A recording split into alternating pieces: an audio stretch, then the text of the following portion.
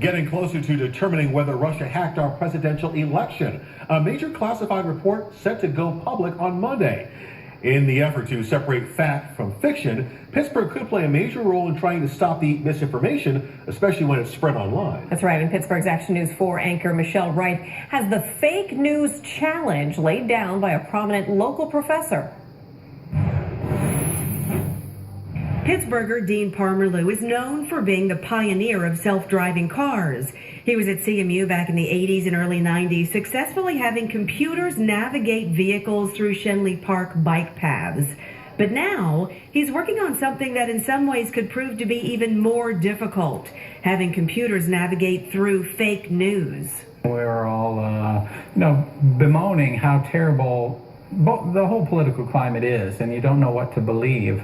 And we're all machine learning experts, and so we were wondering, could we use machine learning to try and deal with this terrible problem of fake news and misinformation? So he threw out a bet to his expert friends. I was a little bit skeptical, so I threw a bet out to them, and I said, prove it, in my tweet to them. On Twitter, he put up 20-to-1 odds that they could not create an automated algorithm to distinguish real versus fake claims made on the internet.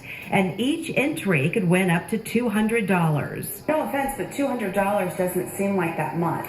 Yeah, it was just between me and a friend. It wasn't meant to be, like a big, huge prize. But now 30 teams made up of 54 volunteers from all over the world are taking up that challenge.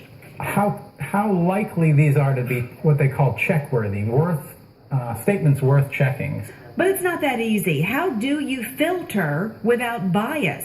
It's a difficult line. You don't want to censor. That's the real challenge. You want to uphold truth, but at the same time, you don't want to suppress people's ability to share what they sincerely believe. He feels some fake news can be more than misleading. It's dangerous. He points to what's now called Pizzagate. Police say a man walked into a pizza shop with a gun after reading a fake news story that went viral about Hillary Clinton running a child porn ring out of a pizza shop in Washington, D.C. The suspect actually fired a shot before being apprehended. Thankfully, no one was hurt. The key is doing it quickly. There are statistics that show when a fake piece of news like Pizzagate hits social networks, it generally takes about 10 to 20 hours before fact checkers come in and say, no, that's a hoax.